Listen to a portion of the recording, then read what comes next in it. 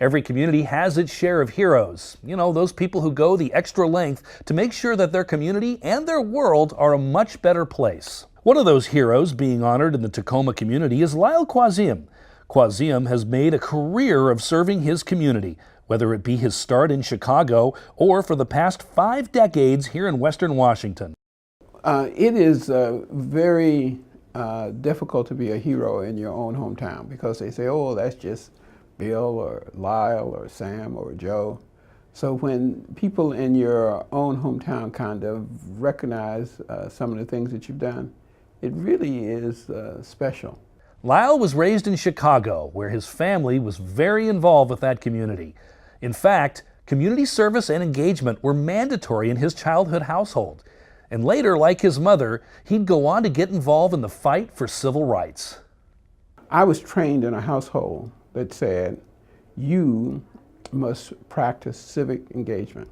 It was not an option in my household not to be involved in civic activities, whether it was cleaning up somebody else's yard, whether it was working on political campaigns, whether it was volunteering at the church. It was absolutely necessary. 52 years ago, Lyle was sent to serve at McChord Air Force Base, better known today as JBLM. He says not long after, he fell in love with the Tacoma community. And what happened was that I really fell in love with Tacoma. I'm not sure why it happened, I'm not sure when it happened, but I know it did. After his service in the Air Force, including a stint at Da Nang Air Force Base in Vietnam, Lyle picked up where he left off in his civilian life, serving the community. My career in public service started out in mental health, and that moved to Human Services and Journal, and I became the secretary of the Department of Social and Health Services.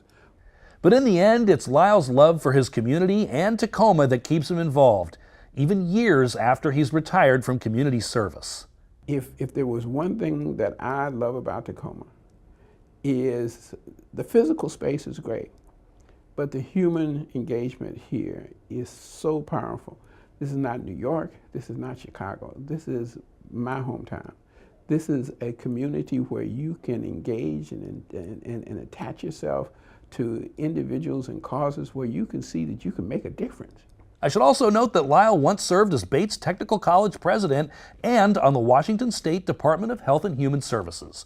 I'd like to congratulate him on being this year's Robert P. Moeller Community Impact Award winner. That'll do it for this edition of Northwest Now Digital First. Until next time, I'm Chris Anderson. Thanks for watching.